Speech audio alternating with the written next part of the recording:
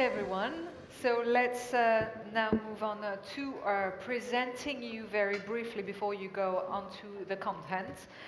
We have first Joe Harar, your Chief Financial Officer at EdgeConneX. Next to you, here on my right-hand side, Chester Reed, your Chief Financial Officer at Yonder. I move on now to my left-hand side, Alexei Teplukin, your Managing Director, Capital Markets at IP Partners.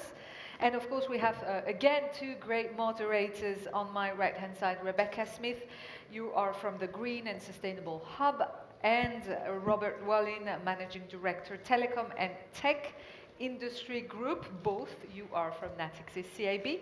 The floor is yours. Let's start with you, Rebecca. Thank you. So I wanted to share a few more numbers on the growing need for data centers and the growing electricity demand that's linked to it. And that was already well introduced by the previous panel, so thanks for that starting data. The World Economic Forum shared that in 2025, we expect to consume nearly 3 times as much data as in 2020. And this is expected to double in 2026. This corresponds to adding at least 1 Sweden or at most 1 Germany. And as an example, in Ireland, almost 1/3 of electricity demand could come from data centers by 2026. The electricity demand in data centers comes from mainly 2 processes: powering the data center and cooling it. So cooling is also one of the main pressures. In the recent past, it was mostly done through air cooling, but now we have rising demand from AI, and that also requires more high-density computing. And so air cooling isn't enough anymore. Now we require liquid cooling, which adds additional questions of water supply. So we're going to talk about all these different challenges, but we're going to start with power, but we'll see that all these challenges are intertwined. The power demand growth can be challenging to respond to, both from a production and availability point of view, with growing competing demands for additional and low carbon generation. And I hand it off to Robert for the financial challenges. Well, I'll pick this one up and then you can hear me much better. Thank you all for coming here and still being with us at the last round table. But I think I'm turning to Joe on the first question here, which is energy sourcing. How do you look for that? Is it carbon content, availability, security of supply? Where are you sort of putting your emphasis today? Thank you, Robert. And I'm Joe Harar, CFO of EdgeConneX. We're a global data center developer and operator. And thank you for having me, Rebecca and Robert. Our relationship with NATIXIS spans back to 2016 and now also spans 4 different continents where we work together. The question is around the challenges of power. And there is, I think, without any doubt, major challenges. I think it's important, though, to compartmentalize them into 2 different challenges. One is immediate. We face immediate power challenges across the entire globe, and when we are trying to... Joe, sorry, we need your microphone a little up so that we can hear you. Thank you. A little more, please. Thank you. Thank you. So we face challenges around the globe when trying to develop infrastructure for our customers. Those challenges span availability, speed, certainty, and capital, which is required today, which it wasn't necessarily 6 months or 12 months ago to be able to obtain and secure the power. This is a short-term challenge. It's a challenge that we faced in Ashburn, Virginia over the past 2 years, but all of these problems will be addressed. They will be addressed as we develop new solutions. The bigger challenge is the longer-term problem. The amount of power that we have needed for data center infrastructure over the past 10 years has grown minimally, almost not at all. But the amount of power that we need is like the need for the Model T. We are addressing a revolution where the amount of power which we will need is 100 times what we have today. AI is a fundamentally different opportunity for us as infrastructure providers to create a fundamentally different opportunity around the entire world. And the power challenge that is a byproduct of that is not immediate. It's not the next 3 months of being able to create get rid of congestion problems. It's not the next 6 months where we can take a natural gas generation plant and bridge power to when the grid can provide it to us. It's a much bigger problem that will require the necessity of nuclear, of thermal, of wind, of every source of energy that we have across every geography. And it's going to require major intervention from everybody in this room and from all of our governments, and those that don't are going to be left behind. And I think that this is a revolution that is going to take a sea change of how we're addressing problems to be able to solve. Yeah, and I think I would add to that, when Joe was mentioning the amount of power demand that data centers are going to consume, sometimes it can sound almost a little bit villainous, like data centers are the ones that are eating up all this power. And I think it's important to remember that what a data center is a box that converts power into data. And the people who are using the data are people in this room, governments, corporations. And so I think it's interesting to frame it as humanity is going to use artificial intelligence. Humanity is using cloud computing now. And the most efficient way to deliver that product to people and to company is via the hyperscale data centers that the people on this panel represent. And so when we think about the power challenge, data centers are the solution. Data centers are the bridge that turn power into data. And really the opportunity lies in how do we allow humanity to continue using cloud computing, to continue using artificial intelligence efficiently. And that's really in making the data center as efficient as possible and providing as many new sources of generation as possible. So jumping ahead a bit to the technology challenge, so now you're saying how that's going to create an increased power need, but you're also saying there's a bit of an opportunity. So would you say that what is the, how can AI or how can this technology changes bring some solutions maybe, or added energy efficiency? Yeah, sure. I'm happy to start there. The other panelists can jump in as well.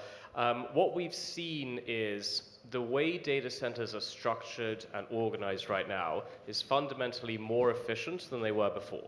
And what I mean by that is, if you look back 10 or 15 years, governments and corporations all had their own data centers. They built it out themselves. Now what you're seeing is governments and corporations are leasing from cloud computing companies. What does that allow? It allows software that is embedded within Microsoft, Amazon's, Google's, any of these cloud providers to actually optimize usage of data centers depending on where the demand is. So you're able to try to spread the load across where power is available and try to match generation with demand. So when we think about what is the new ways to generate power for data centers, one of them is obviously solar and other green energies. A difficulty with green energy is sometimes it goes up and down, depending on whether the sun is shining or not. However, having software that allows you to push demand for data centers to where energy is available and move that across the world is embedded in a hyperscale network topography that we ultimately are providing. So this is a way that by consolidating data centers into large hyperscale facilities that we provide, we're able to optimize the way that the demand for power is actually matched with the supply and availability of it. Yeah, and I think that from our point of view, having been looking at not only the data centers being created by the hyperscalers, but also the conversion of the telcos and their data centers as they are now coming out on the market. And we are seeing the efficiency rates, which is a quarter approximately compared to what can be done in a hyperscaler. So we can see that the demand, whereas the growth of data has been significantly larger than the growth of power supply, that's just one of the efficiencies coming out of it. Turning to you, Chester, when we are looking at data centers, we see them, they were popping up in different parts of the world, and now it's hot and now it's not. Which parts do you look at? Because I mean, you have done a lot of sort of early stage developments here for a number of years. Yeah, I think in terms of geographies, obviously I'm CFO of Yonder. We're a global data center developer and operator. We obviously have deployments in North America, in EMEA, and in APAC. I suppose from a tiering perspective, what we've seen certainly in terms of deployments globally is we've seen that sort of tier 4, tier 3, tier 2 locations has, as a consequence of the advent of the massive boom associated with AI, become tier 1 locations, predicated on whether there's sufficient power availability or not. So in other words, what we've seen from our customers is that they're looking for larger deployments on single campuses globally. So if you can, so the predetermining factor with respect to deployment from what we do, we're built to suit single tenant, hyperscale data center developer and operators. That's what we do. And it is very large deployments that are the wish of the customers that we're deploying for. So as long as you have an availability of power of 100, 200, 300, 400 megawatts of IT load, preferably half a gig if you have it, or a gig if you can. And we've seen in our business a number of very recent sort of 1 gig availability of IT load, single sites. That is the movement from the hyperscalers to, currently. So from our perspective, we've seen this movement, we've seen this flexibility from our customers as long as you have the power. Now, obviously, the energy efficiency and making sure that we have certain PPAs and other things in place and solutions from a power perspective that are greener than the normal utility feeds that we have currently is obviously a consideration as well. But again, the customers are looking for bigger deployments. And when you look at it from their perspective, they want to look at different things. They want to deploy in a single site. They want to mix it between cloud migration and AI deployments. They want to have that flexibility, and it's easier for them to scale when they're on a single site. So that's what we've seen over the last number of years, and that trend seems to be continuing on an ongoing basis. So it's going to be interesting to see how things develop over the next 3 to 4 to 5 years. But certainly, that is the direction of travel to date that we've seen. I'm sure my colleagues here on either side of me have seen something similar. Yeah, I'm happy to add to that. I think an interesting dynamic is historically there have been centralized markets for data centers, and then data centers out in perhaps the middle of nowhere where power is plentiful. And we're seeing two dynamics change that. One is it's easier to move data from point A to point B than it is power generation from point A to point B. It's easier to lay new fiber than it is to lay new transmission for power. So it means that if where the power is further away, it's easier to bring the data from one rather than move the power closer. But the second one is a critical one that Chester mentioned, which is there's becoming a blend and less of a demarcation between what is considered a cloud market and what is considered an AI market, where data centers would otherwise be stranded, where the hyperscalers themselves are saying that they need more compute in every single area. They need more compute for cloud, they need more compute for AI. And if a data center right now is available for artificial intelligence and they successfully train a model, they'll use that for cloud computing. If they are not maximizing their cloud computing usage, they'll use it for training. Both of these types of data centers are crossing over into each other, and so it means that there's less of a tiering between what is a core market and what is an edge market, and it's just where is the power that they can build the most amount of compute in the shortest amount of time. Yeah, is it okay if I build on that a little bit? Let's step back a second and look how far we've come. And part of this question actually goes to the namesake of EdgeConneX and the fundamental thesis that when we founded the business in 2010, that there needed to be a much more distributed architecture to support the workloads that were going to emerge as part of just content distribution. This was 2010, we were still on the first version of the iPhone and it ran on one network. Here we are 14, almost 15 years later, and the need for the cloud to be next to the end users has become essential because the latency sensitivity of the applications that run on the cloud and the necessity of them being next to retail consumers or the enterprise has created this emergence of having tier 1 be tier 2 become tier 1, tier 3 become tier 2. And that is what has driven the challenge that we have in sourcing power in all of these very distributed locations to support the cloud. Now let's look forward.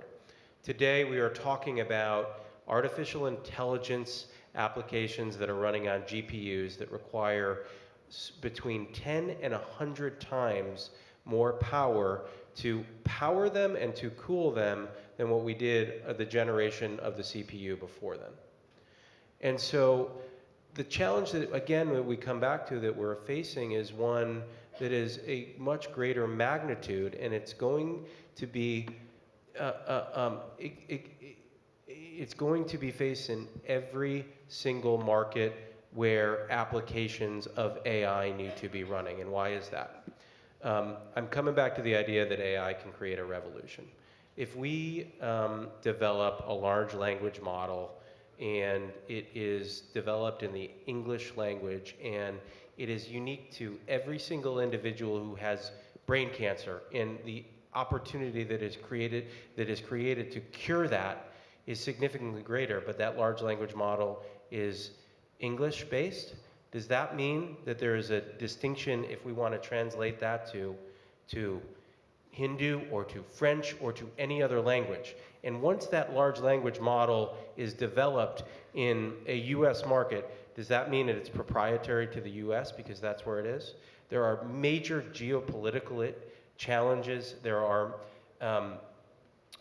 major challenges that we will face as humanity as we roll out the applications that are being learned in the large language model part of AI.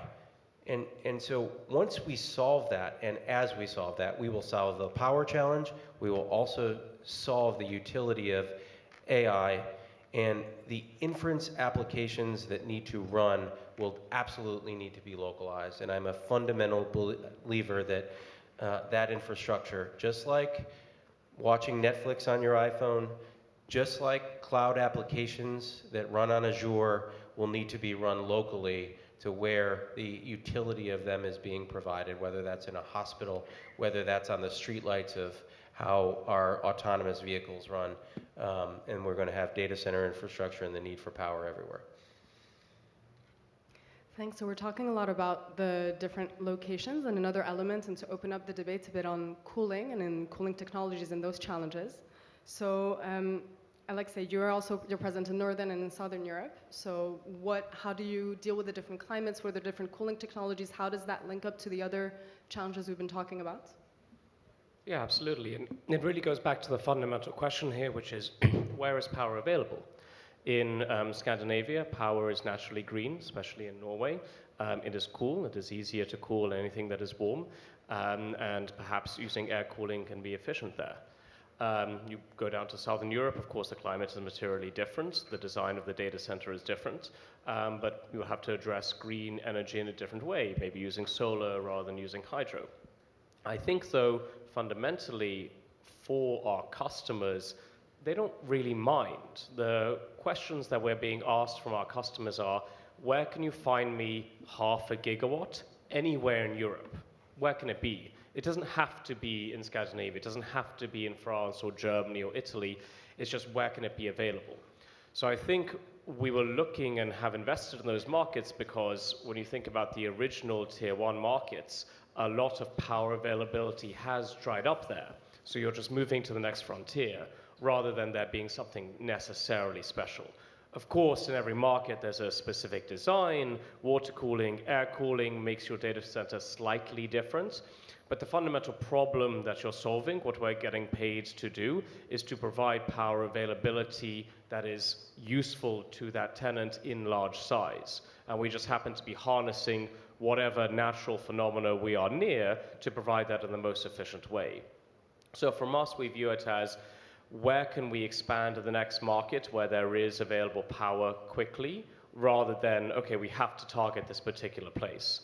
And the overlay from our customers is they have told us they want to be net target 0 or maybe even net negative. So we do a tremendous amount of work trying to get green power available. However, I will say, if they can choose non-green power and it's available tomorrow, or green power it's available in 10 years, it is definitely a decision that they are making, and in some cases they pick the power available tomorrow. Tying up to what you said there about new locations, as well as what Joe said previously about, you have to have the latency sensitive applications near the users and the consumers. Now when we are talking about high density computing and AI, which is not as sensitive as the low latency aspects, are you seeing new markets opening up for your location of data centers, like for example Alaska, or as we have read quite recently down in the Middle East? Is it something you're looking at as well? I think my perspective is that the short-term challenge that we are facing is real. The short-term challenge that Alexi talks about, where it's, please find me a gigawatt anywhere.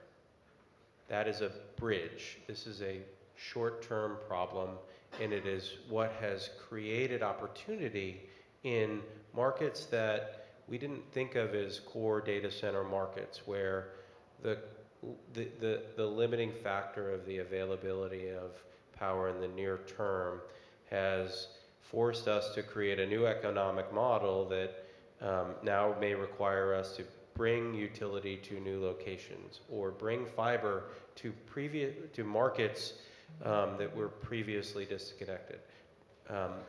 Those are real opportunities for entrepreneurs like ourselves to address, and I think in many cases they're sustainable. And so the answer to your question is absolutely, there are natural markets that have opened their doors and created incentives for us to try to solve problems for our customers. And so EdgeConneX has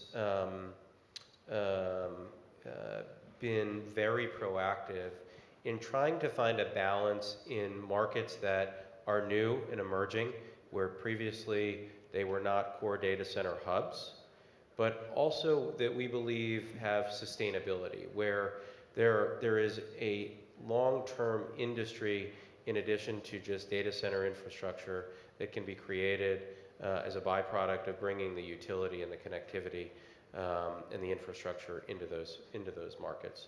In many cases, those are markets that are not necessarily short-term Alaska or Greenland, but they are markets where we're seeing an increase in GDP.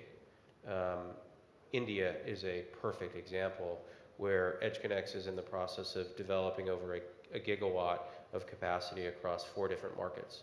It was a nascent data center market for the most part prior.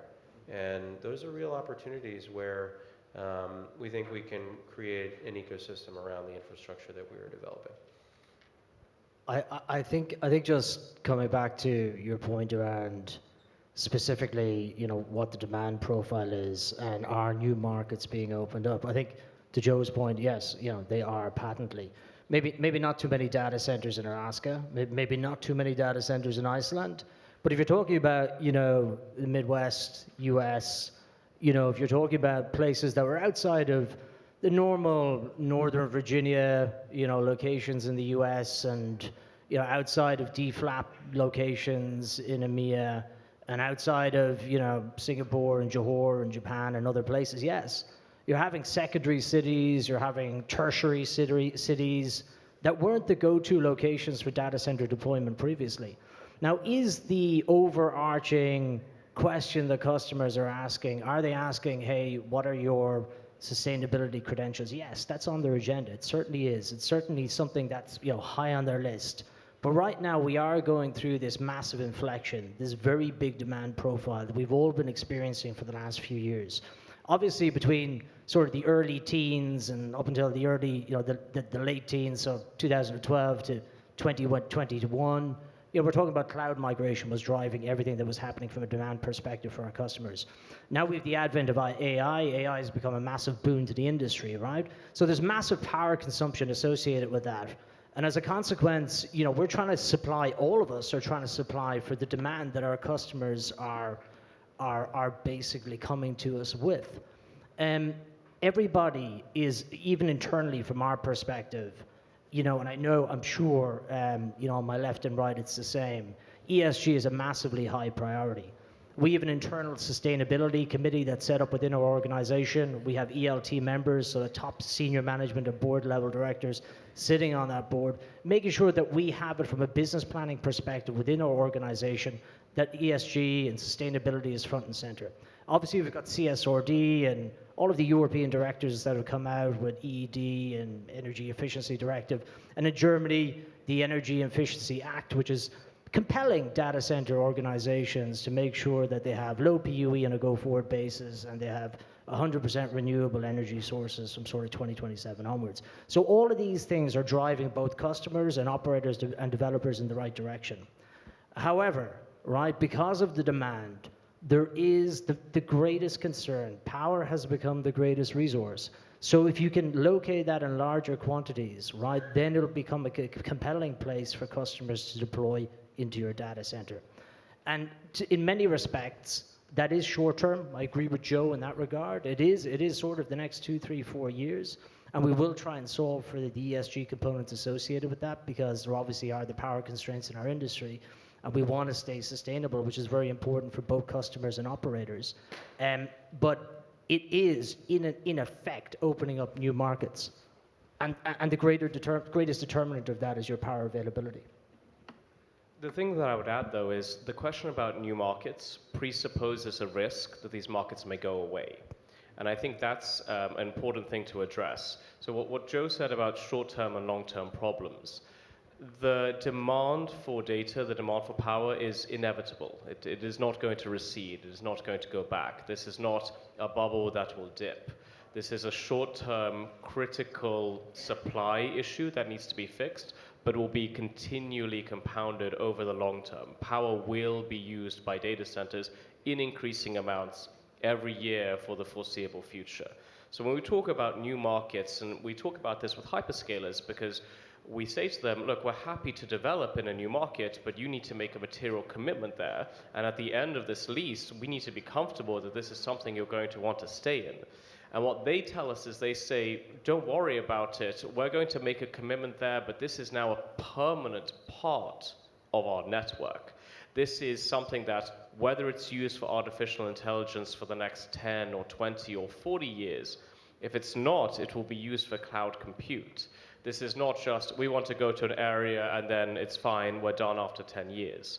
So when we think about this, new markets as a concept, really the boundary between what is an existing market, what is a core market, versus where can I just provide compute power to data centers, that is very much merging. And that's where we see an opportunity for developers like ourselves to try to bring together local communities, local governments, utilities, and deliver that to the data center tenant, and have that be a part of their core market going forward, rather than just an option that can be switched on or switched off.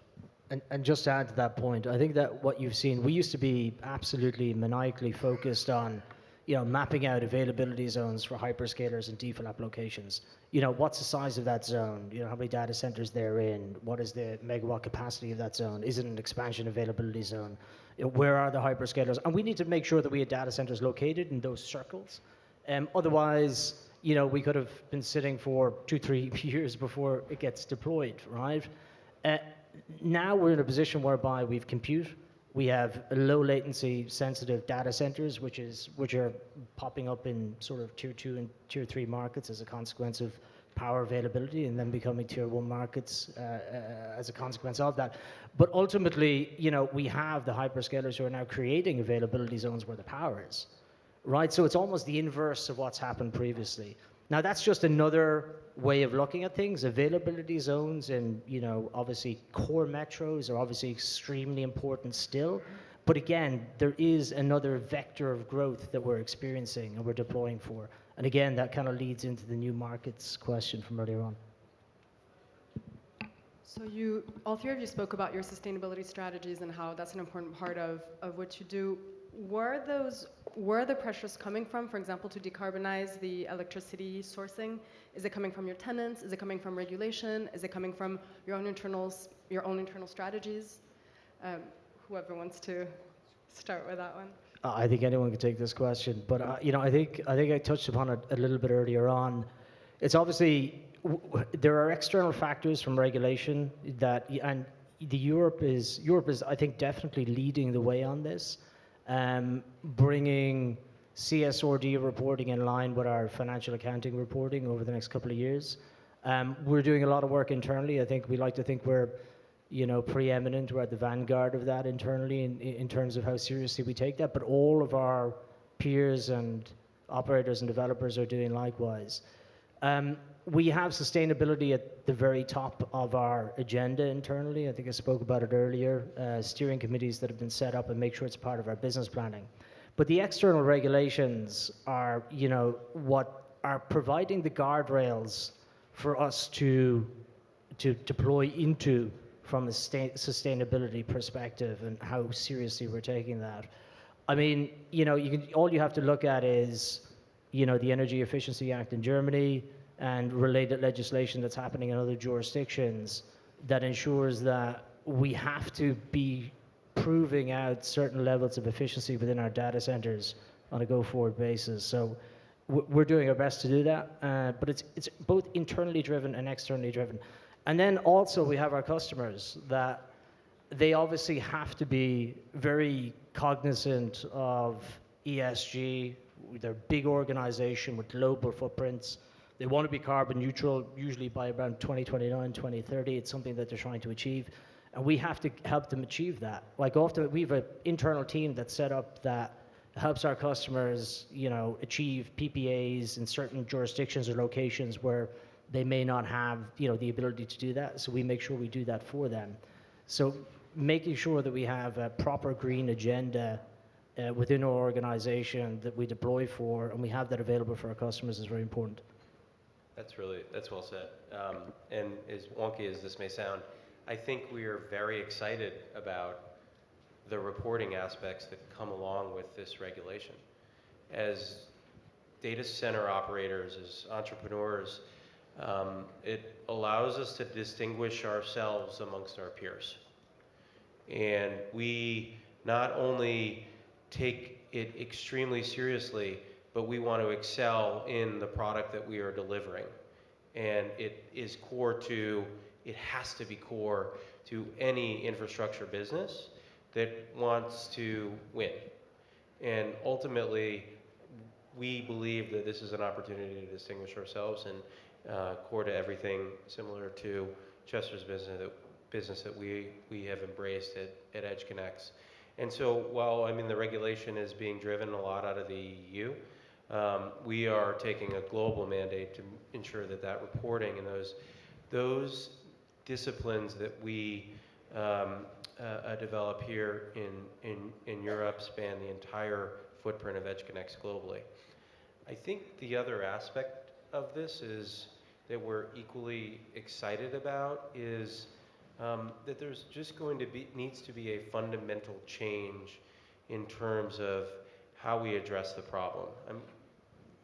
Alexei hit on it when he said there needs to be new solutions. There has to be new infrastructure, much more distributed, that is vertically integrated both through the data and the utility and communication vis-a-vis new software technology that is going to emerge because of these short-term and long-term problems that we are addressing.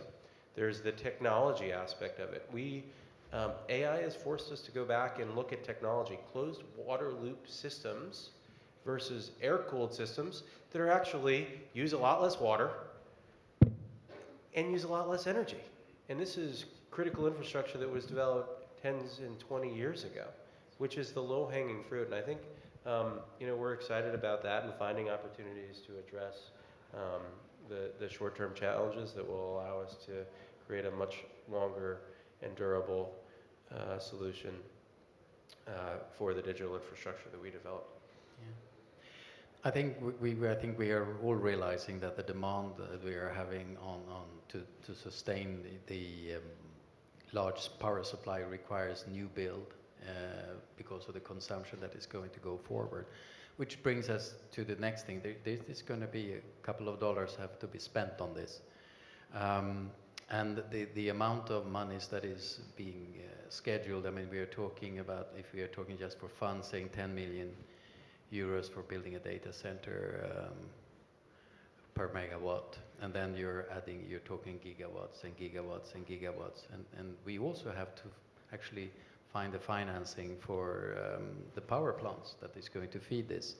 So do you see the possibilities that we're talking about power generating capacity going hand in hand with the data center developments going forward here? Because it's an immediate solution, and what are the technologies that you can find on an immediate basis? It's very much CCGTs, but that is not necessarily going to be the long-term solution. So how do you look upon that? And Alexei? Yeah, sure.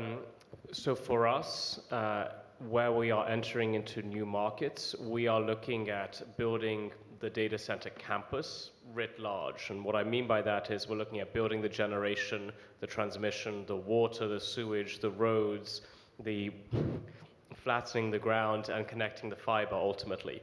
So this is very much now not a infill real estate, you've bought a rectangular piece of land in a major metro. This is, you're creating a new factory that produces data. And so I think overall every data center developer is trying to understand how can they also become, frankly, an energy developer. This is what a developer's job is, rather than just leasing a, four walls and a roof to a tenant.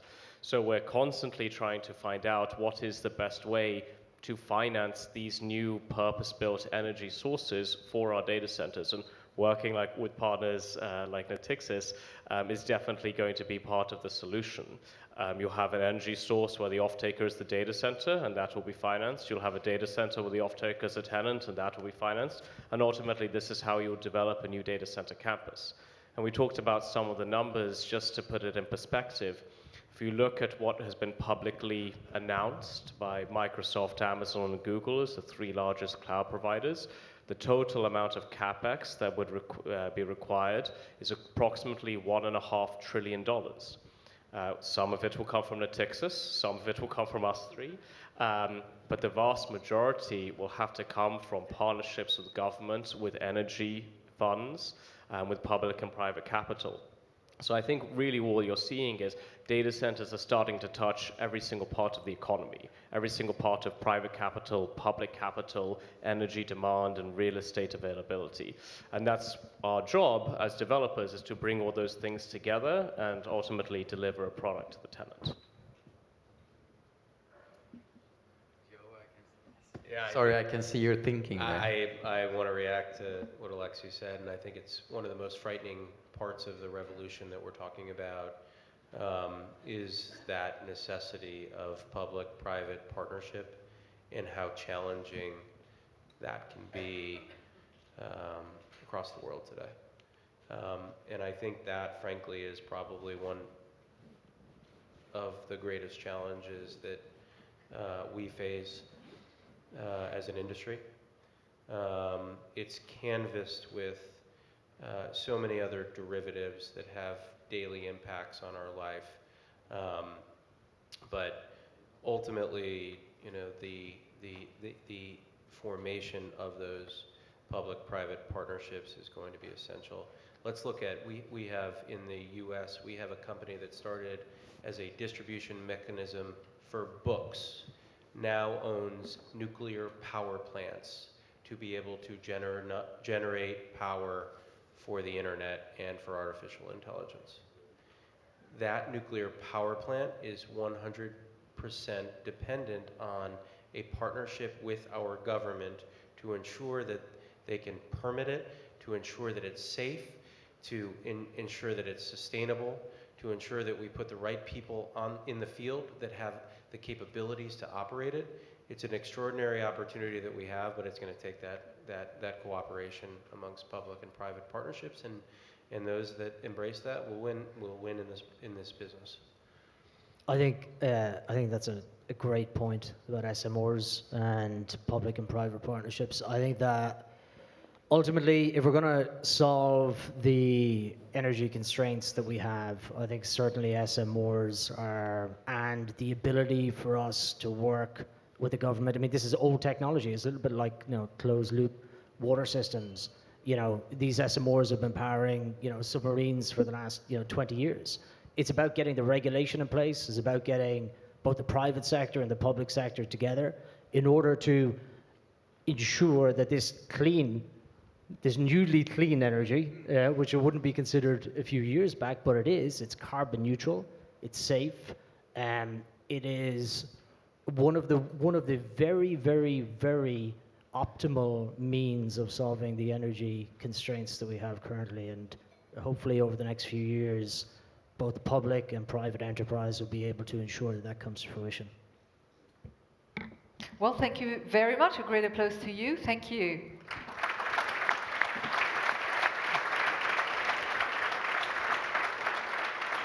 Last chance to ask questions, so don't hesitate to raise your hands. We have a few minutes for that.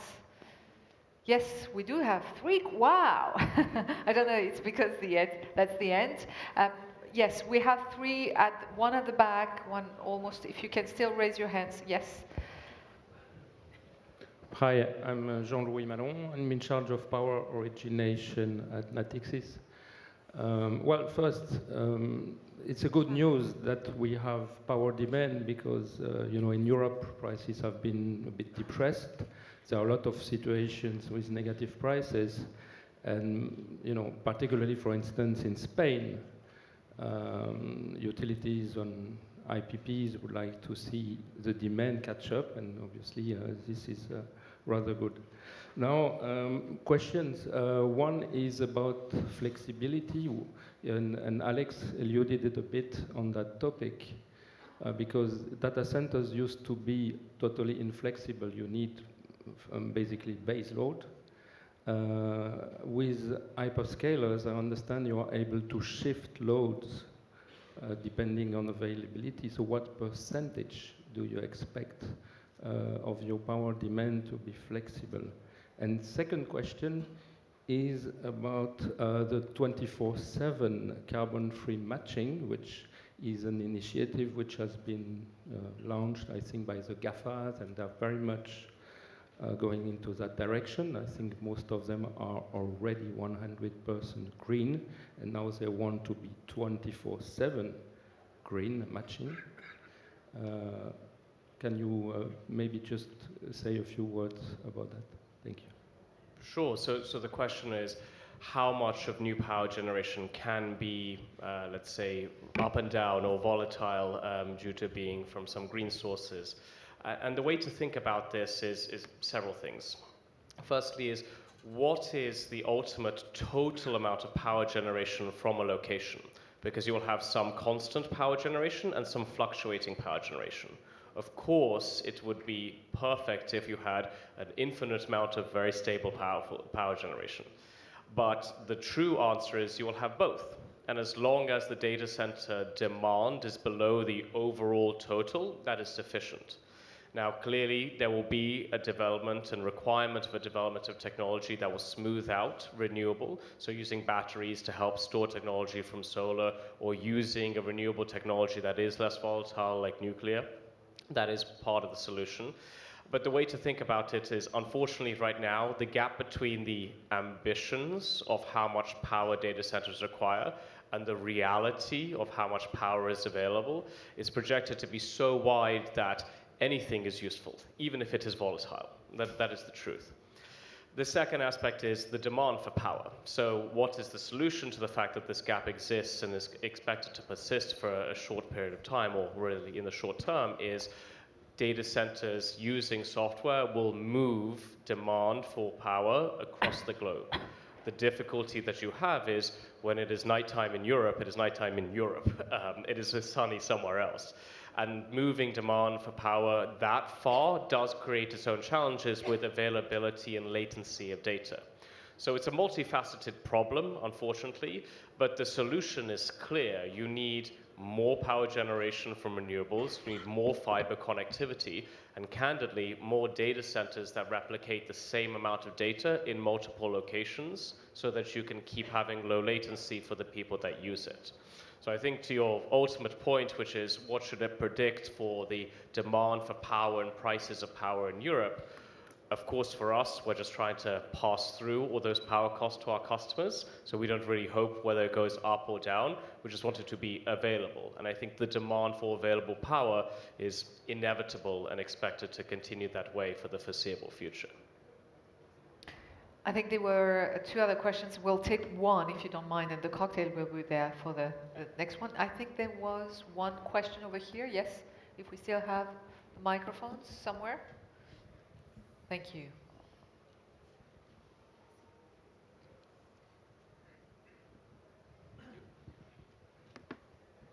It's open, it's open.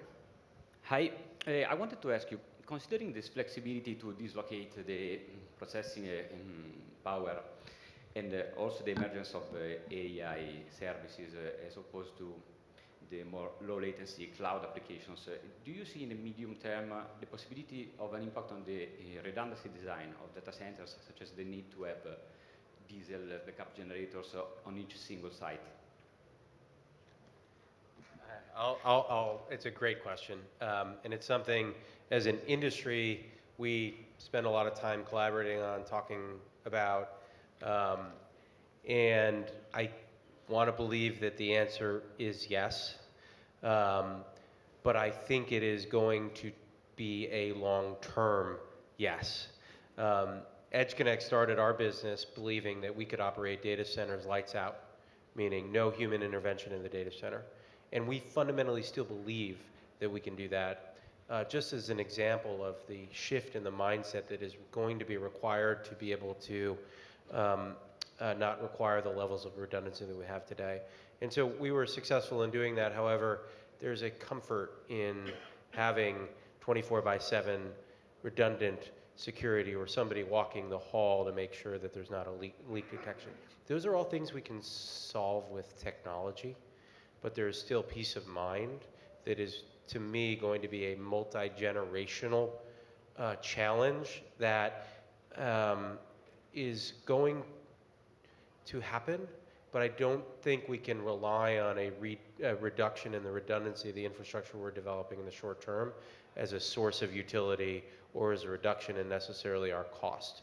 We find ways to mitigate and reduce costs with a similar level of redundancy that were required by our customers today. Well, thank you very much. A great applause to you. Thank you.